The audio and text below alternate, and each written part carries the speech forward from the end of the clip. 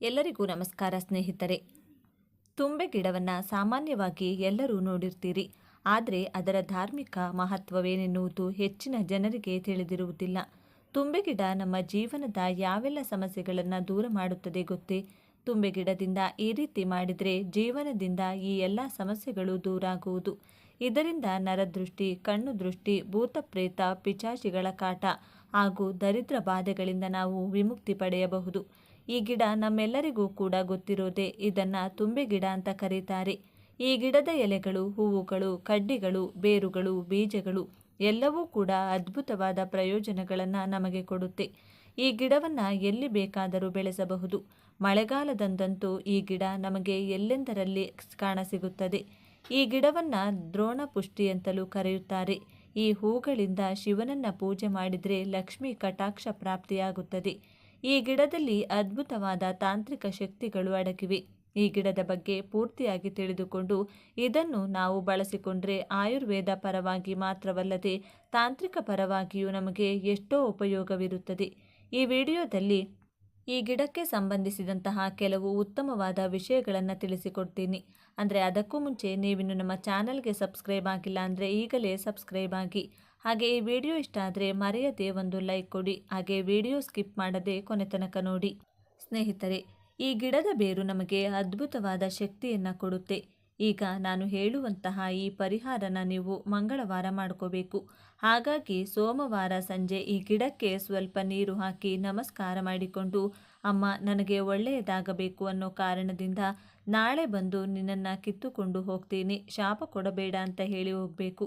ಅದರ ನಂತರ ಮಾರನೇ ದಿನ ಬೆಳಿಗ್ಗೆ ಅಂದರೆ ಮಂಗಳವಾರ ಬೆಳಿಗ್ಗೆ ಮತ್ತೆ ಒಂದು ಸಾರಿ ನಮಸ್ಕಾರ ಮಾಡಿಕೊಂಡು, ನನ್ನ ಕುಟುಂಬಕ್ಕೆ ಒಳ್ಳೆಯದಾಗಬೇಕು ಅನ್ನೋ ಕಾರಣದಿಂದಾನೇ ನಿನ್ನನ್ನು ಇವಾಗ ತಗೊಂಡು ಹೋಗ್ತಾ ಇದ್ದೀನಿ, ನನ್ನನ್ನು ಅನುಗ್ರಹಿಸಿ ಅಂತ ಹೇಳಿದ ನಂತರ ಮಾತ್ರವೇ ಗಿಡವನ್ನು ಕಿತ್ಕೋಬೇಕು. ಅದು ಕೂಡ ಈ ಗಿಡನ ಬೇರ್ ಸಮೇತ ಮಾತ್ರ ನೀವು ಕಿತ್ಕೋಬೇಕು. ಆ ಗಿಡನ ಮನೆಗೆ ತಂದು ಚೆನ್ನಾಗಿ ತೊಳೆದು ಮೇಲಿರುವಂತಹ ಗಿಡ ಕಿತ್ತಾಕಿ ಬೇರುಗಳನ್ನು ಸಪ್ರೇಟ್ ಮಾಡಿ ಇಟ್ಕೋಬೇಕು. ನಿಮ್ಮ ಮನೆಯಲ್ಲಿ ಎಷ್ಟು ಜನ ಇದ್ದೀರೋ ಅಷ್ಟು ತಾಯೆತ್ತುಗಳನ್ನು ತಂದುಕೊಳ್ಳಬೇಕು. ಒಂದು ಪ್ಲೇಟ್ನಲ್ಲಿ ಆ ತಾಯೆತ್ತುಗಳು ಹಾಗೂ ಈ ಬೇರುಗಳನ್ನು ದೇವರ ಮನೆಯಲ್ಲಿಟ್ಟು ಒಂದು ವಾರದ ಕಾಲ ಅಂದರೆ ಮುಂದಿನ ಮಂಗಳವಾರದವರೆಗೂ ಪ್ರತಿದಿನ ಅದಕ್ಕೆ ಧೂಪ ಹಾಕಿ ಪೂಜೆ ಮಾಡಬೇಕು. ಮುಂದಿನ ಮಂಗಳವಾರ ಪೂಜೆ ಮುಗಿದ ನಂತರ ಆ ತಾಯ್ತಗಳಿಗೆ ಕೆಂಪು ದಾರವನ್ನು ಕಟ್ಟಿ ಆ ತಾಯ್ತದ ಒಳಗೆ ಈ ಬೇರುಗಳನ್ನು ಇಟ್ಟು ಆ ತಾಯ್ತಗಳನ್ನು ನಿಮ್ಮ ಕೈಯಲ್ಲೋ ಸೊಂಟದಲ್ಲೋ ಮತ್ತು ಕತ್ತಲ್ಲೋ ಕಟ್ಕೊಂಡ್ರೆ ಯಾವ ರೀತಿಯಾದ ದೃಷ್ಟಿದೋಷ ಕೂಡ ನಿಮ್ಮನ್ನು ತಾಕಲ್ಲ. ಇದನ್ನು ಎಲ್ಲರೂ ಕೂಡ ಕಟ್ಕೊಂಡ್ರೆ ತುಂಬ ಒಳ್ಳೆಯದು. ಮುಖ್ಯವಾಗಿ ಮಕ್ಕಳಿಗೆ ಕಟ್ಟೋದ್ರಿಂದ ಅವರ ಮೇಲೆ ಯಾವುದೇ ಕೆಟ್ಟ ದೃಷ್ಟಿ ಬೀಳದೆ ಆರೋಗ್ಯವಾಗಿ ಒಳ್ಳೆಯ ವಿದ್ಯಾವಂತರಾಗಿ ಪುಷ್ಟಿಯಾಗಿ ಬೆಳೆಯುತ್ತಾರೆ. ಈ ರೀತಿ ಕಟ್ಟೋದ್ರಿಂದ ಬರೀ ದೃಷ್ಟಿ ಮಾತ್ರ ಅಲ್ಲದೆ ಯಾವ ತಾಂತ್ರಿಕ ಶಕ್ತಿ ಕೂಡ ನಮ್ಮ ಮೇಲೆ ಕೆಲಸ ಮಾಡಲ್ಲ. ಅಂದರೆ ಯಾರಾದರೂ ನಮ್ಮ ಮೇಲೆ ಮಾಟ ಮಂತ್ರ ಪ್ರಯೋಗ ಮಾಡಿದರೆ ಅದು ಅವರಿಗೆ ತಿರುಗೇಟಾಗುತ್ತದೆ ಹೊರತು ನಮ್ಮ ಮೇಲೆ ಅದು ಕೆಲಸ ಮಾಡುವುದಿಲ್ಲ. ಅದರ ಜೊತೆಗೆ ಯಾವ ಇಷ್ಟಶಕ್ತಿಗಳು ಕೂಡ ನಮ್ಮ ಹತ್ತಿರ ಸುಳಿಯುವುದಿಲ್ಲ. ಇನ್ನು ಕೆಲವರಿಗೆ ಆಗಾಗ ಅಪಘಾತಗಳು ನಡೆಯುತ್ತಾ ಇರುತ್ತೆ. ಕೆಲವರಿಗೆ ಮಂಗಳವಾರಗಳು, ಭಾನುವಾರಗಳು, ಶನಿವಾರಗಳು, ಅಮಾವಾಸ್ಯೆ, ಹುಣ್ಣಿಮೆ, ಪಿತೃಪಕ್ಷ ಇಂತಹ ಸಮಯಗಳಲ್ಲೇನಾದರೂ ಒಂದು ಎಡವಟ್ಟು ಆಗ್ತಾನೇ ಇರುತ್ತೆ. ಆರೋಗ್ಯದಲ್ಲಿ ಏರುಪೇರಾಗೋದಿರಬಹುದು ಅಥವಾ ವಾಹನ ಅಪಘಾತಗಳಿರಬಹುದು, ಬಿಸ್ನೆಸ್ ಲಾಸ್ ಇರಬಹುದು. ಇದಲ್ಲದೆ ಮಾನಸಿಕ ಒತ್ತಡ ಇರಬಹುದು ಅಥವಾ ಶಾರೀರಿಕ ಒತ್ತಡ ಇರಬಹುದು. ಮನೆಯಲ್ಲಿ ನೆಮ್ಮದಿ ಇಲ್ಲ, ಹೌದು, ಇಲ್ಲದೇ ಇರಬಹುದು. ಗಂಡ ಹೆಂಡತಿ ಮಧ್ಯೆ ಮನಸ್ತಾಪ ಇರಬಹುದು ಅಥವಾ ಪೋಷಕರು ಹಾಗೂ ಮಕ್ಕಳ ಮಧ್ಯೆ ಮನಸ್ತಾಪ ಇರಬಹುದು. ಇಂತಹ ಯಾವುದೇ ಸಮಸ್ಯೆ ಇದ್ದರೂ ನಾನು ಈಗಾಗಲೇ ಹೇಳಿದ್ದ ಪ್ರಕಾರ ಮಂಗಳವಾರ ಈ ಗಿಡವನ್ನು ಬೇರಿನ ಸಮೇತ ಕಿತ್ತು ತಂದು ಗಿಡ ಹಾಗೂ ಬೇರನ್ನು ವಿಂಗಡಿಸಿ ಆ ಬೇರನ್ನು 108 ಚೂರುಗಳಾಗಿ ಕತ್ತರಿಸಿಕೊಳ್ಳಬೇಕು. ಅಥವಾ ಈ ಬೇರುಗಳು ತುಂಬ ಸಣ್ಣ ಇರೋದ್ರಿಂದ 108 ಬೇರುಗಳನ್ನು ಕೂಡ ನೀವು ತಗೋಬಹುದು. ಮನೆಯಲ್ಲಿ ಎಲ್ಲರೂ ಕೂಡ ಇದನ್ನು ಬಳಸಬೇಕು. ಒಂದೇ ಗಿಡದಲ್ಲಿ ಕೆಲಸ ಆಗಬೇಕು ಅನ್ನೋರು ಒಂದೇ ಗಿಡದಲ್ಲಿರೋ ಬೇರನ್ನೇ ಚಿಕ್ಕ ಚಿಕ್ಕದಾಗಿ 108 ತುಂಡುಗಳನ್ನಾಗಿ ಕತ್ತರಿಸಿಕೊಂಡ್ರೆ ಒಂದೇ ಗಿಡನ ಮನೆಯಲ್ಲಿ ಎಲ್ಲರೂ ಕೂಡ ಬಳಸಿಕೊಳ್ಳಬಹುದು. ಆ ಚೂರುಗಳನ್ನು ಅಥವಾ ಬೇರುಗಳನ್ನು $1 ಒಳಗೋ ಬಟ್ಟೆಯೊಳಗೋ ಹಾಕಿ ಗಂಟು ಕಟ್ಟಿಕೊಂಡು ಅದನ್ನು ಒಂದು ವಾರದ ಕಾಲ ದೇವರ ಮನೆಯಲ್ಲಿಟ್ಟು ಪೂಜೆ ಮಾಡಿದ ಬಳಿಕ ಆ ಗಂಟನ್ನು ಅಥವಾ ಡಾಲರನ್ನು ಚೈನ್ ಅಥವಾ ಯಾವುದಾದರೂ ಕಪ್ಪು ದಾರಕ್ಕೆ ಕಟ್ಕೊಂಡು ನಿಮ್ಮ ಕತ್ತಲ್ಲಿ ಕಟ್ಕೊಂಡ್ರೆ ಈ ಎಲ್ಲ ಸಮಸ್ಯೆಗಳು ಕೂಡ ಟಕ್ಕಂತ ನಿಂತು ಹೋಗುತ್ತೆ. ಇನ್ನು ಸ್ನೇಹಿತರೆ, ನಮಗೆ ಸಿಗುವಂತಹ ಕೆಲವು ಗಿಡ ಮರಗಳು ಹೂವುಗಳು ನಮಗೆ ಕೆಲವು ಆಧ್ಯಾತ್ಮಿಕ ಪ್ರಯೋಜನಗಳನ್ನು ತಂದುಕೊಡುತ್ತೆ. ಈ ತುಂಬೆ ಗಿಡದ ಹೂವುಗಳನ್ನು ನಾವು ಹೆಚ್ಚಾಗಿ ಗಣೇಶನ ಪೂಜೆಯಲ್ಲಿ ಬಳಸುತ್ತೇವೆ. ಈ ಹೂಗಳಿಂದ ನಾವು ಶಿವನನ್ನ ಪೂಜೆ ಮಾಡಿದರೆ ಪರಮೇಶ್ವರ ಅತಿ ಬೇಗನೆ ನಮಗೆ ಒಲಿತಾರೆ. ಅದರ ಜೊತೆಗೆ ಲಕ್ಷ್ಮೀ ಕಟಾಕ್ಷ ಕೂಡ ಪ್ರಾಪ್ತಿಯಾಗುತ್ತೆ. ಹಣಕ್ಕೆ ಯಾವುದೇ ಕೊರತೆ ಬರದೆ ಯಾವಾಗಲೂ ಕೂಡ ಹಣ ನಮ್ಮ ಕೈ ಸೇರ್ತಾನೆ ಇರುತ್ತೆ. ಈ ಗಿಡವನ್ನು ನೀವು ಪಾಟಲ್ಲಿ ಅಥವಾ ನೆಲದಲ್ಲಿ ಎಲ್ಲಿ ಬೇಕಾದರೂ ಬೆಳೆಸಬಹುದು. ಈ ಗಿಡದ ಪ್ರಯೋಜನಗಳ ಬಗ್ಗೆ ತುಂಬ ಜನರಿಗೆ ಗೊತ್ತಿಲ್ಲದೆ ಇರೋ ಕಾರಣ ಇದು ಅಲ್ಲಲ್ಲಿ ಕಾಣಿಸಿದರೂ ಕೂಡ ಯಾವುದೋ ಹುಚ್ಚು ಗಿಡ ಅಂತ ಅಷ್ಟಾಗಿ ತಲೆಕೆಡಿಸಿಕೊಳ್ಳದೆ ಹಾಗೇ ಬಿಟ್ಟಿದ್ದಾರೆ. ಇದರಿಂದ ನಮಗೆ ಸಿಗುವಂತಹ ಪ್ರಯೋಜನಗಳ ಬಗ್ಗೆ ತಿಳಿಯದೆ ಚಿಕ್ಕದರಲ್ಲಿ ಹೋಗೋ ಸಮಸ್ಯೆನ ಸಾವಿರಾರು ರೂಪಾಯಿ ಖರ್ಚು ಮಾಡಿ ಬಗೆಹರಿಸಿಕೊಳ್ತಾ ಇದ್ದೀವಿ. ಅಂತಹ ಕೆಲವು ಪ್ರಯೋಜನಗಳ ಬಗ್ಗೆ ಈಗ ತಿಳಿದುಕೊಳ್ಳೋಣ. ತುಂಬೆ ಗಿಡನ ತಂದು ಚೆನ್ನಾಗಿ ತೊಳೆದು ಅದನ್ನು ಕುಟ್ಟಿ ರಸನ ಒಂದು 10 ಗ್ರಾಂನಷ್ಟು ತಗೊಂಡು ಅದರಲ್ಲಿ 5 ಗ್ರಾಂನಷ್ಟು ಕರಿಮೆಣಸಿನ ಪುಡಿ ಬೆರೆಸಿ ತಿನ್ನೋದ್ರಿಂದ ಅತಿ ಬೇಗನೆ ಎಂಥ ಜ್ವರ ಇದ್ದರೂ ಕೂಡ ಕಡಿಮೆಯಾಗುತ್ತೆ. ಇನ್ನು ತಲೆನೋವು, ತಲೆಭಾರ, ಮೂಗು ಕಟ್ಟಿದೆ ಅನ್ನೋರು ತುಂಬೆ ಗಿಡದ ಕಡ್ಡಿಗಳನ್ನು ಸ್ವಲ್ಪ ನೀರಲ್ಲಿ ಹಾಕಿ ಕುದಿಸಿ ಆ ನೀರಿನಿಂದ ಶಾಖ ತಗೊಳ್ತಾ ಇದ್ರೆ ಈ ಸಮಸ್ಯೆಗಳು ಕೂಡ ಬೇಗನೆ ಹೊರಟು ಹೋಗುತ್ತೆ. ಕಣ್ಣು ಮಂಜಾಗಿ ಕಾಣಿಸುವವರು ಅಥವಾ ಇತರೆ ಕಣ್ಣಿನ ಸಮಸ್ಯೆ ಇರೋರು ಅಕ್ಕಿನ ಮೊದಲನೇ ಸಾರಿ ತೊಳೆದು ಆ ನೀರನ್ನು ಚೆಲ್ಬಿಟ್ಟು 2ನೇ ಸಾರಿ ತೊಳೆದ ನೀರಲ್ಲಿ ಸ್ವಲ್ಪ ನಿಂಬೆ ಗಿಡದ ರಸ ಬೆರೆಸಿ ನೀವು ಅದಕ್ಕೆ ತುಂಬೆ ಗಿಡದ ರಸವನ್ನು ಬೆರೆಸಿ ದಿನಕ್ಕೆ 4ರಿಂದ 5 ಚಮಚಗಳು ಕುಡಿತಾ ಬಂದರೆ ಕಣ್ಣಿನ ಸಮಸ್ಯೆಗಳು ಯಾವುದೇ ಇದ್ರೂ ಕೂಡ ಹೊರಟು ಹೋಗುತ್ತೆ. ಇನ್ನು ಮೈಯಲ್ಲಿ ಎಲ್ಲಾದರೂ ಊತ ಬಂದಿದ್ರೆ ತುಂಬೆ ಸೊಪ್ಪನ್ನು ನೀರಲ್ಲಿ ಕುದಿಸಿ ಕಷಾಯ ಥರ ಮಾಡಿಕೊಂಡು ಅದನ್ನು ಊತ ಇರೋ ಜಾಗದಲ್ಲಿ ಹಚ್ಚುತ್ತಾ ಹೋದರೆ ಊತ ಕಡಿಮೆಯಾಗುತ್ತದೆ ಮತ್ತು ಆ ಸಮಸ್ಯೆ ಕೂಡ ಬರಲ್ಲ. ಇನ್ನು ಜೀರ್ಣಶಕ್ತಿ ಸಮಸ್ಯೆ ಇರೋರು 15 ml ತುಂಬೆ ಗಿಡದ ರಸ ತಗೊಂಡು ಅದಕ್ಕೆ 2ರಿಂದ 4 ಗ್ರಾಂನಷ್ಟು ಸೈಂಧವ ಲವಣ ಬೆರೆಸಿ ದಿನದಲ್ಲಿ 2 ಸಲ ಕುಡಿತಾ ಬಂದರೆ ಜೀರ್ಣಶಕ್ತಿ ಸಮಸ್ಯೆ ಅನ್ನೋದು ಪೂರ್ತಿಯಾಗಿ ಹೊರಟು ಹೋಗುತ್ತೆ. ನೋಡಿದ್ರಲ್ಲ ಸ್ನೇಹಿತರೆ, ಈ ಗಿಡದಿಂದ ಎಷ್ಟೊಂದು ಪ್ರಯೋಜನಗಳು ಸಿಗುತ್ತೆ ಅಂತ.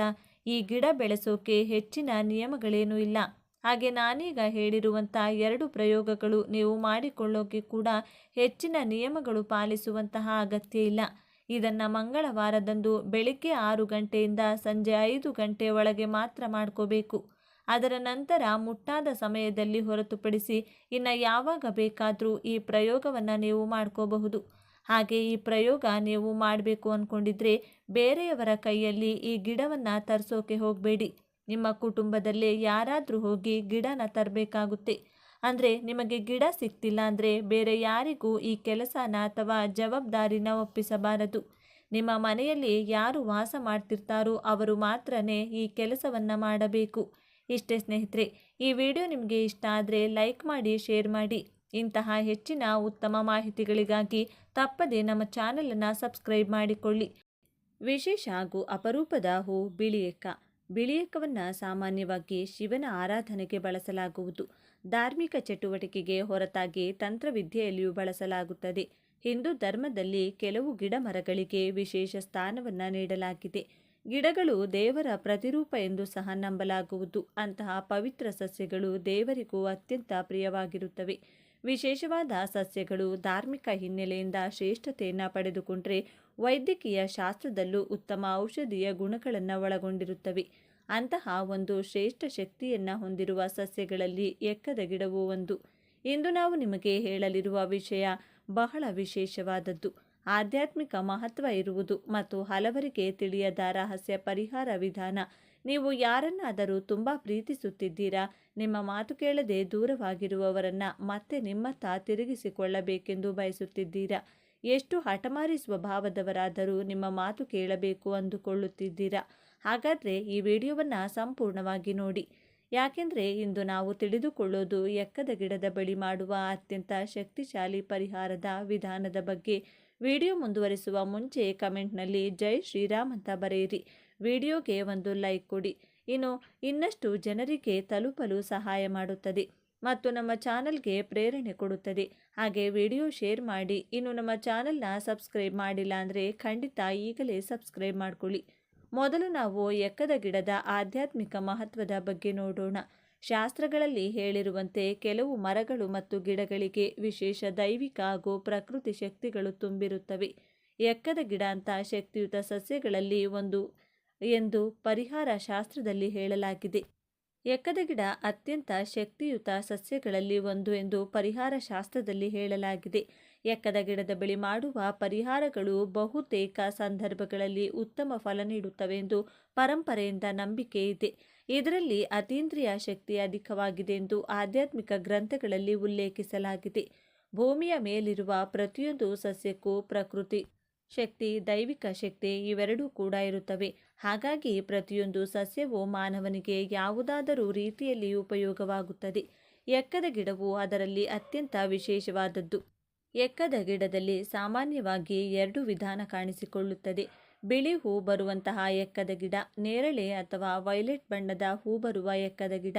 ಯಾವ ಎಕ್ಕದ ಗಿಡವಾದರೂ ಈ ಪರಿಹಾರಕ್ಕೆ ಬಳಸಬಹುದು.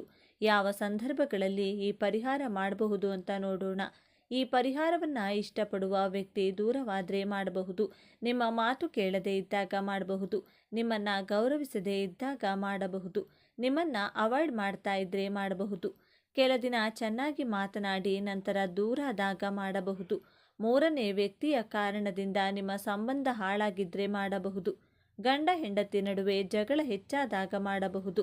ಗಂಡ ಹೆಂಡತಿಯ ಮಾತು ಕೇಳದಿದ್ದಾಗ ಮಾಡಬಹುದು. ಹೆಂಡತಿ ಗಂಡನನ್ನು ಅರ್ಥ ಮಾಡಿಕೊಳ್ಳದಿದ್ದರೆ ಮಾಡಬಹುದು. ಪ್ರೇಮಿಗಳ ನಡುವೆ ಡಿಸ್ಟರ್ಬೆನ್ಸ್ ಇದ್ದರೆ ಮಾಡಬಹುದು. ಈಗ ಗ್ರಹಸ್ಥಿತಿ ಮತ್ತು ಎಕ್ಕದ ಗಿಡದ ಪರಿಹಾರದ ಬಗ್ಗೆ ನೋಡೋಣ. ಸಾಮಾನ್ಯವಾಗಿ ಪರಿಹಾರಗಳು ಗ್ರಹಗಳ ಅನುಕೂಲತೆಗೆ ಅವಲಂಬಿತವಾಗಿರುತ್ತವೆ. ಗ್ರಹಗಳು ಅನುಕೂಲವಾಗಿದ್ದರೆ ಫಲ ಬೇಗ ಬರುತ್ತದೆ. ಅನುಕೂಲ ಇಲ್ಲ ಅಂದರೆ ವಿಳಂಬವಾಗಬಹುದು ಅಥವಾ ಕೆಲವೊಮ್ಮೆ ಫಲ ಕಡಿಮೆ ಸಿಗಬಹುದು. ಆದರೆ ಎಕ್ಕದ ಗಿಡದ ಬಳಿ ಮಾಡುವ ಈ ಪರಿಹಾರ ಗ್ರಹ ಅನುಕೂಲತೆ ಕಡಿಮೆ ಇದ್ದರೂ ಸಹ ಫಲವನ್ನು ನೀಡುತ್ತದೆ ಅನ್ನೋ ನಂಬಿಕೆ ಇದೆ. ಕೆಲವರಿಗೆ ಇದು ಕೆಲವು ಗಂಟೆಗಳಲ್ಲೇ ಫಲ ಸಿಗುತ್ತದೆ. ಕೆಲವರಿಗೆ 7 ರಿಂದ 10 ದಿನಗಳಲ್ಲಿ ಫಲ ಸಿಗುತ್ತದೆ. ಆದರೆ ಫಲ ಖಚಿತವಾಗಿ ಸಿಗುತ್ತದೆ ಎಂದು ಪರಂಪರೆಯ ನಂಬಿಕೆ. ಈ ಪರಿಹಾರ ಮಾಡಲು ನಮಗೆ ಬೇಕಾಗಿರುವುದು ಒಂದೇ ಒಂದು ಪದಾರ್ಥ. ಈ ಪರಿಹಾರ ತುಂಬ ಸರಳ ಮತ್ತು ಎಲ್ಲರಿಗೂ ಲಭ್ಯ. ಇದಕ್ಕೆ ಬೇಕಾಗುವುದು ಸಾಸಿವೆ. ಸಾಸಿವೆಯಲ್ಲಿ 2 ವಿಧ ಇದೆ, ಕಪ್ಪು ಸಾಸಿವೆ ಮತ್ತು ಹಳದಿ ಸಾಸಿವೆ. ಹಳದಿ ಸಾಸಿವೆ ಸಿಕ್ಕರೆ ಅತ್ಯುತ್ತಮ. ಸಿಗದಿದ್ದರೆ ಕಪ್ಪು ಸಾಸಿವೆ ಕೂಡ ಬಳಸಬಹುದು. ಅರ್ಧ ಚಮಚ ಅಥವಾ 1 ಚಮಚ ಸಾಸಿವೆ ಸಾಕು. ಪರಿಹಾರ ಶಾಸ್ತ್ರದಲ್ಲಿ ಸಾಸಿವೆಗೆ ಅತೀಂದ್ರಿಯ ಶಕ್ತಿ ಇದೆ ಎಂದು ಹೇಳಲಾಗಿದೆ. ಇನ್ನು ಈ ಪರಿಹಾರ ಮಾಡಲು ಸಮಯ ಮತ್ತು ನಿಯಮಗಳನ್ನು ಮೊದಲು ತಿಳಿದುಕೊಳ್ಳಬೇಕು. ಈ ನಿಯಮಗಳನ್ನು ತಪ್ಪದೇ ಪಾಲಿಸಬೇಕು. ಮೊದಲು ಸ್ನಾನ ಮಾಡಿರಬೇಕು. ಬೆಳಿಗ್ಗೆ ಅಥವಾ ಸಂಜೆ ಸಂಧ್ಯಾ ಕಾಲದಲ್ಲಿ ಈ ಪರಿಹಾರವನ್ನು ಮಾಡಬೇಕು. ಮಧ್ಯಾಹ್ನ 12 ರಿಂದ 2 ನಡುವೆ ಮಾಡಬಾರದು. ಈ ದಿನ ನಾನ್ ವೆಜ್ ತಿನ್ನಬಾರದು. ಮಹಿಳೆಯರು ಮಾಸಿಕ ಧರ್ಮದ ಸಮಯದಲ್ಲಿ ಮಾಡಬಾರದು. ಒಬ್ಬ ವ್ಯಕ್ತಿಗಾಗಿ ಮಾತ್ರ ಸಂಕಲ್ಪವನ್ನು ಮಾಡಬೇಕು. ಹಾಗೆ ಈ ಪರಿಹಾರವನ್ನು ರಹಸ್ಯವಾಗಿ ಮಾಡಬೇಕು. ಪರಿಹಾರ ಮಾಡೋಕ್ಕೂ ಮುಂಚೆ ಅಥವಾ ಮಾಡಿದ ಮೇಲೂ ಕೂಡ ಯಾರಿಗೂ ಇದರ ಬಗ್ಗೆ ಹೇಳಬಾರದು. ಇನ್ನು ಎಕ್ಕದ ಗಿಡದ ಬಳಿ ಮಾಡುವ ಈ ಪರಿಹಾರದ ವಿಧಾನವನ್ನು ತಿಳಿದುಕೊಳ್ಳೋಣ. ಈಗ ಗಮನವಿಟ್ಟು ಕೇಳಿಸಿಕೊಳ್ಳಿ. ಮೊದಲು ನೀವು ಎಕ್ಕದ ಗಿಡದ ಬಳಿ ಹೋಗಬೇಕು. ಅದು ಯಾವ ಎಕ್ಕದ ಗಿಡವಾದರೂ ಪರವಾಗಿಲ್ಲ. ಅಂದರೆ ಬಿಳಿ ಅಥವಾ ಪರ್ಪಲ್ ಹೂ ಬಿಡೋ ಯಾವ ಎಕ್ಕದ ಗಿಡವಾದರೂ ಓಕೆ. ನಂತರ ಮೊದಲು ನೀವು ಗಿಡಕ್ಕೆ ನಮಸ್ಕಾರವನ್ನು ಮಾಡಿಕೊಳ್ಬೇಕು. ಬಳಿಕ ಮನಸ್ಸಿನಲ್ಲಿ ಪ್ರಾರ್ಥನೆ ಮಾಡಬೇಕು. ಓ ಪ್ರಕೃತಿ ದೇವಿ, ಓಂ ಪ್ರಕೃತಿ ತಾಯಿ, ಓಂ ಪವಿತ್ರ ವೃಕ್ಷವೇ, ನನ್ನ ಮನದಾಸೆ ನೆರವೇರಿಸು ಎಂದು ಕೇಳಿಕೊಳ್ಳಿ.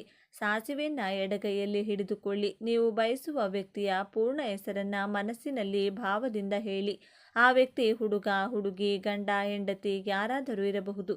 ಈಗ ಈ ಮಂತ್ರವನ್ನು ಜಪಿಸಬೇಕು. ಓಂ ಹಂ ಫಟ್ ಸ್ವಾಹ, ಓಂ ಹಂ ಫಟ್ ಸ್ವಾಹ, ಓಂ ಹಂ ಫಟ್ ಸ್ವಾಹ. ಈ ಮಂತ್ರವನ್ನು 3 ಅಥವಾ 5 ಬಾರಿ ಜಪಿಸಿ ಸ್ಪಷ್ಟವಾಗಿ ನಂಬಿಕೆಯಿಂದ ಹೇಳಿ. ನಂತರ ಸಾಸಿವೆಯನ್ನು ನಿಮ್ಮ ತಲೆಯ ಸುತ್ತ 3 ಬಾರಿ ತಿರುಗಿಸಿ ಎಕ್ಕದ ಗಿಡದ ಬುಡದಲ್ಲಿ ಹಾಕಿ. ಗಿಡವನ್ನು ನೀವು ಮುಟ್ಟಬೇಕಾಗಿಲ್ಲ. ನೀವು ಸಾಸಿವೆ ಹಾಕಿದ ತಕ್ಷಣ ಗಿಡವನ್ನು ಹಿಂತಿರುಗಿ ನೋಡದೆ ಅಲ್ಲಿಂದ ಹೊರಟು ಬಿಡಿ. ಮನೆಗೆ ಹಿಂದಿರುಗಿದ ನಂತರ ಮನೆ ಒಳಗೆ ಹೋಗುವ ಮೊದಲು ಕೈಕಾಲು ಮುಖ ತೊಳೆಯಿರಿ. ನಂತರ ನಿಮ್ಮ ಕೆಲಸವನ್ನು ಮುಂದುವರಿಸಿ. ಈ ಪರಿಹಾರ ಮಾಡಿದ ವಿಷಯ ಯಾರಿಗೂ ಹೇಳಬೇಡಿ. ಈ ಫಲ ಯಾವ ರೀತಿ ನಿಮಗೆ ಕಾಣಿಸುತ್ತದೆ ಅಂದರೆ, ಈ ಪರಿಹಾರದ ಮಾಡಿದ ನಂತರ ಆ ವ್ಯಕ್ತಿ ನಿಮಗೆ ಕರೆ ಮಾಡಬಹುದು, ಮೆಸೇಜ್ ಕಳುಹಿಸಬಹುದು, ನಿಮ್ಮ ಕರೆ ಸ್ವೀಕರಿಸಬಹುದು, ಒಳ್ಳೆಯ ಪ್ರತಿಕ್ರಿಯೆ ಕೊಡಬಹುದು, ನಿಮ್ಮ ಹತ್ತಿರ ಮೃದುವರ್ತನೆ ತೋರಬಹುದು, ನಿಮ್ಮ ಮಾತು ಕೇಳಲು ಪ್ರಾರಂಭಿಸಬಹುದು. ಹಠಮಾರಿ ಸ್ವಭಾವದವರಿಗೂ ಮನಸ್ಸು ಬದಲಾಗುತ್ತದೆ ಎಂದು ನಂಬಲಾಗಿದೆ. ಇದು ರಹಸ್ಯ ಪರಿಹಾರ. ನೀವು ಮಾಡಿದ ವಿಚಾರವನ್ನು ಆ ವ್ಯಕ್ತಿಗೆ ಹೇಳಬಾರದು. ಫಲ ಬಂದ ನಂತರವೂ ಹೇಳಬಾರದು, ನೆನಪಿಟ್ಟುಕೊಳ್ಳಿ. ಈ ರೀತಿಯ ಆಧ್ಯಾತ್ಮಿಕ ಪರಿಹಾರಗಳನ್ನು ಒಳ್ಳೆಯ ಉದ್ದೇಶಕ್ಕಾಗಿ, ಸಂಬಂಧ ಸುಧಾರಣೆಗಾಗಿ, ಪರಸ್ಪರ ಗೌರವಕ್ಕಾಗಿ ಮಾತ್ರ ಬಳಸಿ. ಯಾರಿಗಾದರೂ ಹಾನಿ, ಬಲವಂತ ಅಥವಾ ಮಾನಸಿಕ ಒತ್ತಡ ಕೊಡಲು ಬಳಸಬಾರದು. ಇನ್ನು ಬೇಗನೆ ಫಲ ಬರಲು ಅಥವಾ ಹೆಚ್ಚು ಫಲ ಸಿಗಲು ಈ ಪರಿಹಾರ ಮಾಡುವ ಮೊದಲು 5 ನಿಮಿಷ ಧ್ಯಾನ ಮಾಡಿ. ಮನಸ್ಸನ್ನು ಶಾಂತವಾಗಿಟ್ಟುಕೊಳ್ಳಿ. ಕೋಪ ಇರಬಾರದು. ಆ ವ್ಯಕ್ತಿ ನಿಮ್ಮ ಜೊತೆ ಸಂತೋಷವಾಗಿರುವ ದೃಶ್ಯ ನೀವು ಮನಸ್ಸಿನಲ್ಲಿ ಕಲ್ಪಿಸಿ ನೋಡಿ. ಸಂಕಲ್ಪ ಸ್ಪಷ್ಟವಾಗಿರಲಿ. ಗಣೇಶ ಮತ್ತು ಬಿಳಿ ಎಕ್ಕದ ಗಿಡ.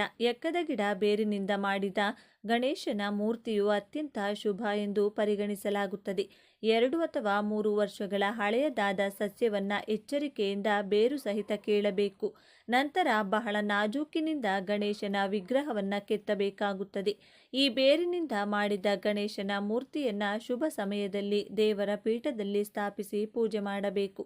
ಆಗ ಜೀವನದಲ್ಲಿ ತ್ರಿಸುಖ ಅಥವಾ ಜೀವನದ ಎಲ್ಲ ಸಂತೋಷಗಳು ಲಭ್ಯವಾಗುತ್ತವೆ ಎಂದು ಹೇಳಲಾಗುವುದು.